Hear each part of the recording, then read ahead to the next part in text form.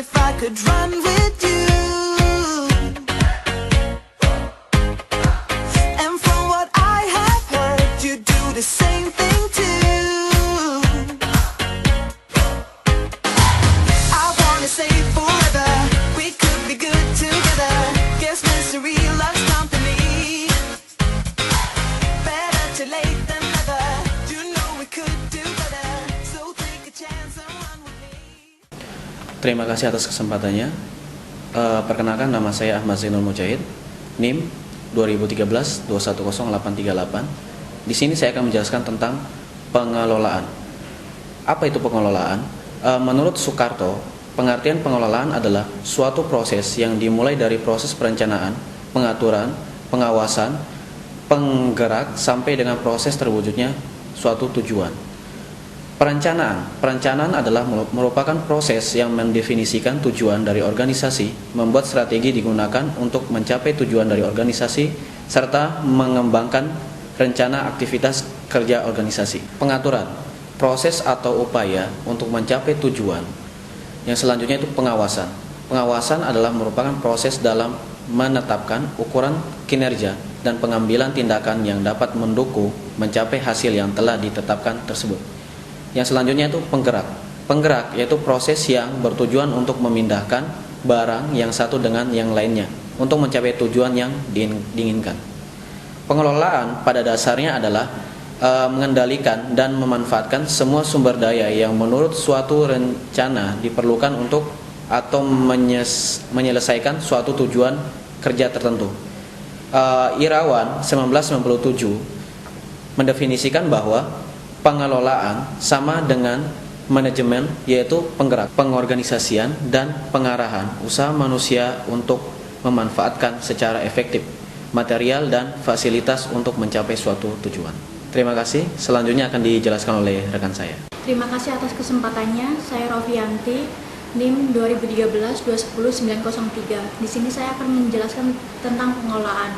Yang pertama, di situ ada 3. Yang pertama itu koneksi manajemen arahan manajer. Yang kedua, koneksi manajemen laporan kemajuan. Yang ketiga adalah koneksi manajemen langkah depan. Dan di situ mencakup yang pertama adalah mengelola di lanskap persaingan baru. Yang kedua adalah mengelola untuk keunggulan bersaing. Yang ketiga adalah fungsi-fungsi manajemen.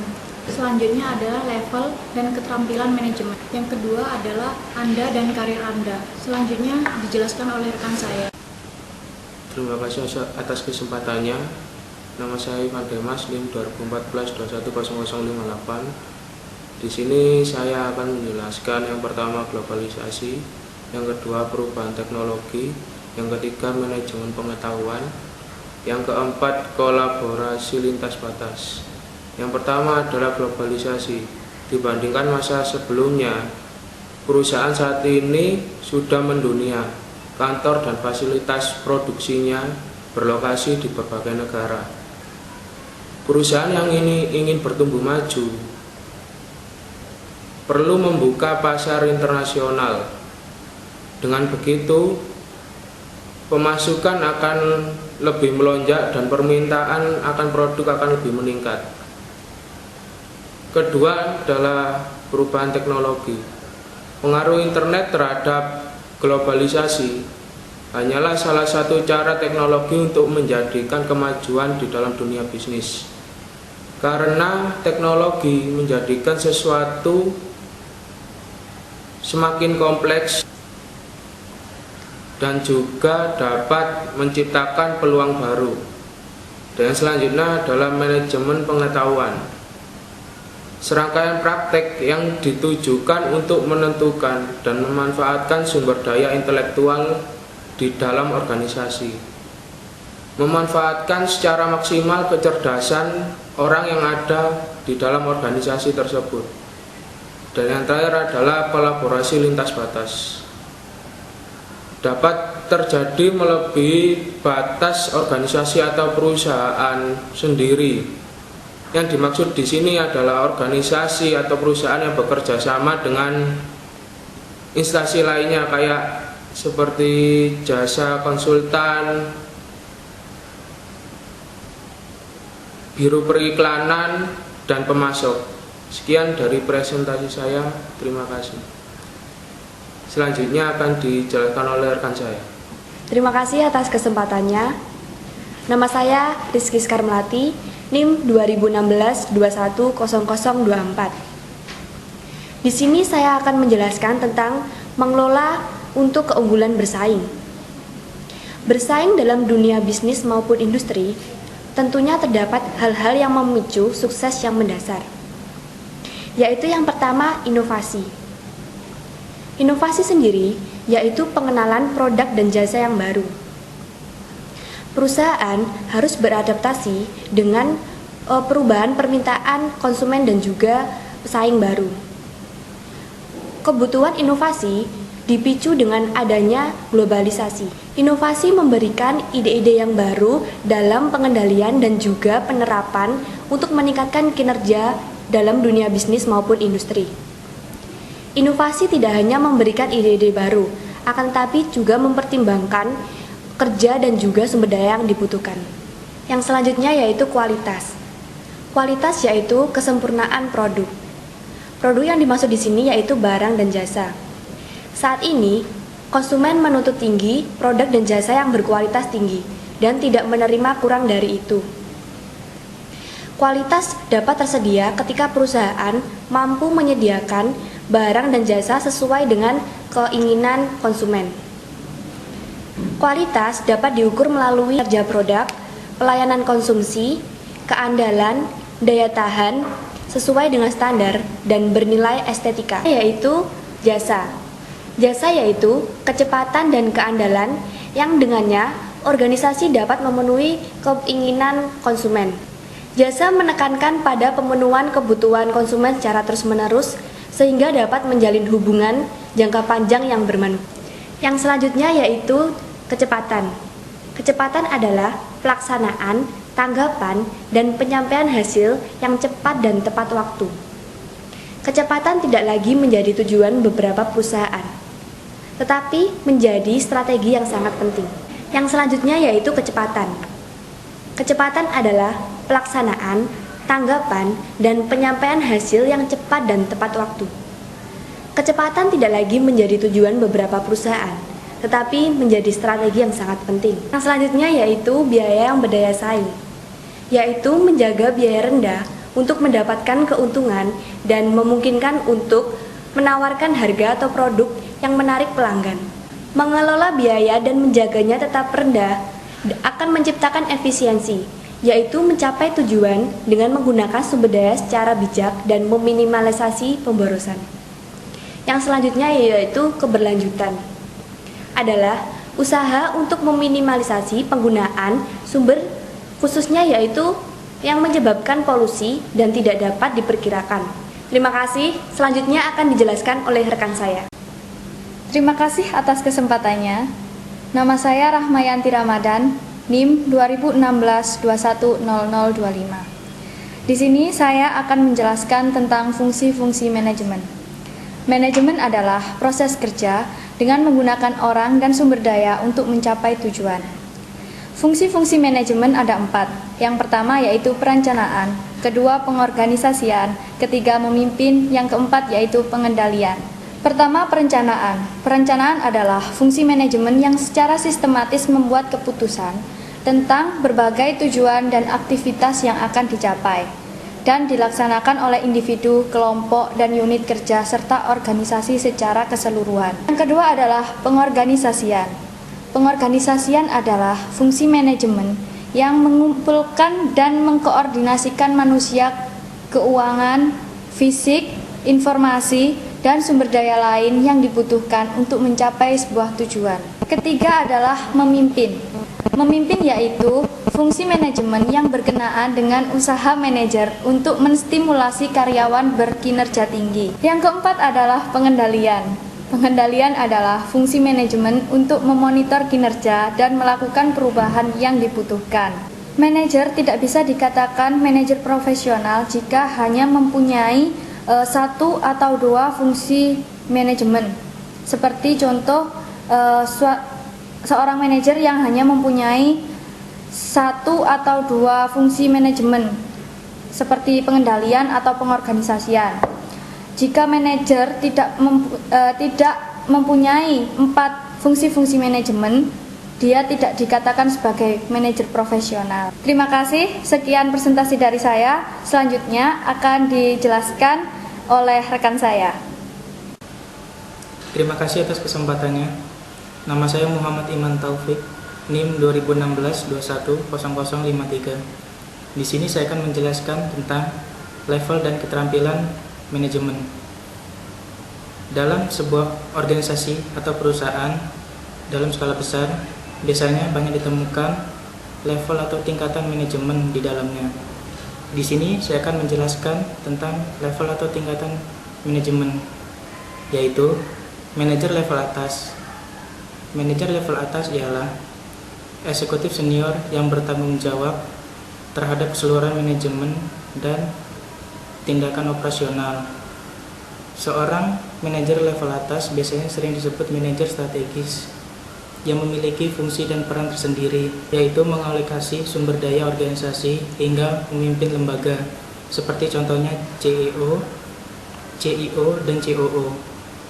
Selanjutnya, manajer level menengah memiliki peran yaitu sebagai penghubung antara manajer level atas dengan manajer level bawah, memiliki peran yaitu sebagai penghubung antara manajer level atas kemudian disampaikan oleh manajer level bawah. Selain itu, manajer level menengah bertugas untuk mengendali administrasi dan mengatur dan mengelola tujuan jangka pendek. Selanjutnya, manajer level bawah yaitu manajer yang posisinya paling rendah dan bertugas untuk mengawasi operasional. Selain itu, manajer level bawah sering disebut juga manajer operasional untuk mengembangkan sumber daya serta mengejar peluang pertumbuhan untuk pertumbuhan bisnis kepada wirausaha. Pimpinan yang bertanggung jawab luas. Maksudnya ialah para manajer telah beradaptasi di perusahaan kecil dan perusahaan besar untuk memiliki tanggung jawab yang besar. Selain itu, serta dapat membuat keputusan, memberikan perintah, dan memecahkan masalah.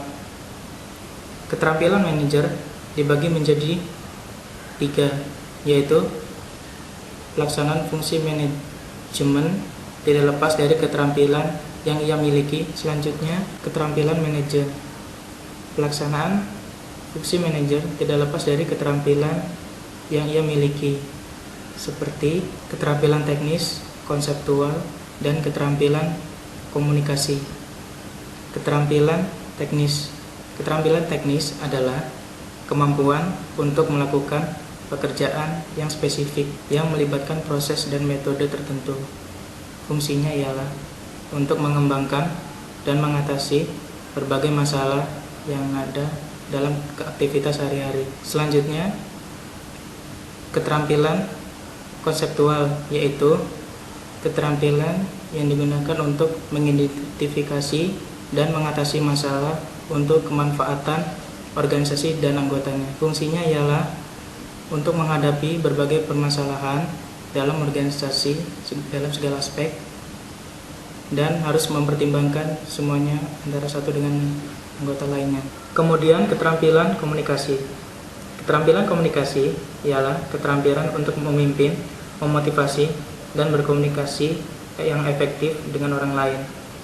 Maksudnya ialah manajer menggunakan banyak waktunya untuk berinteraksi dengan orang lain dan mampu berkomunikasi secara efektif dengan orang di sekitarnya. Terima kasih, selanjutnya akan dijelaskan oleh rekan saya. Terima kasih atas kesempatannya. Saya David Jananto, NIM 2016-210005. Di sini saya akan menjelaskan tentang Anda dan karir Anda.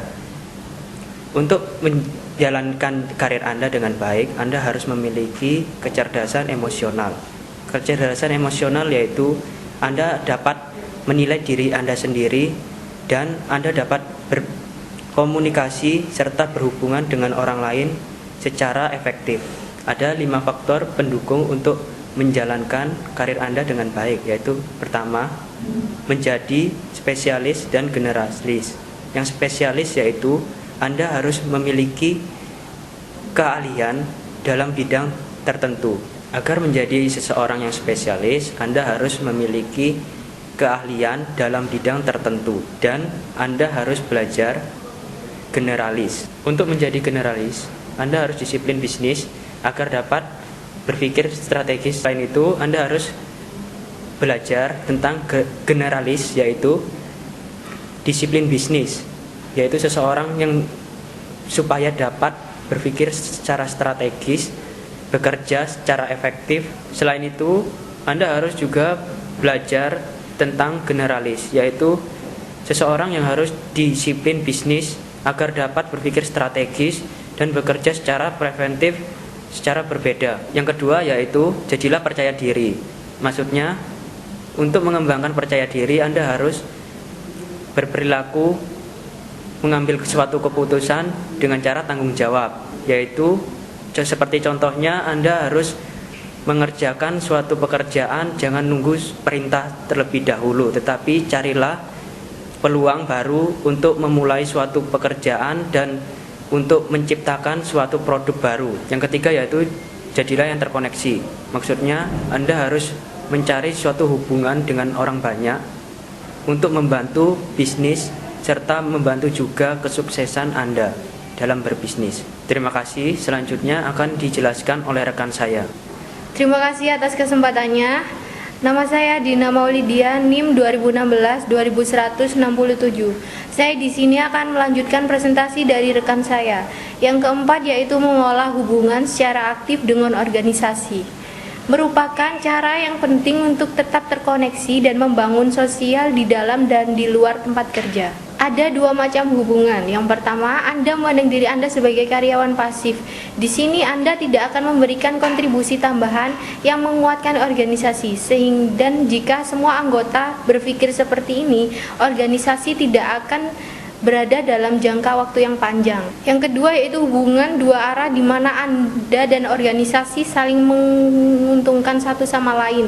Pada tingkatan tertentu, organisasi akan menghargai kontribusi Anda. Yang kelima, bertahan dan berkembang. Bertanggung jawab terhadap tindakan dan hasil seorang manajer harus memiliki tanggung jawab untuk suatu keputusan secara fokus, peluang, dan mau menerima evaluasi terhadap apa yang mereka lakukan. Sekian presentasi dari kelompok kami dan saya ucapkan terima kasih.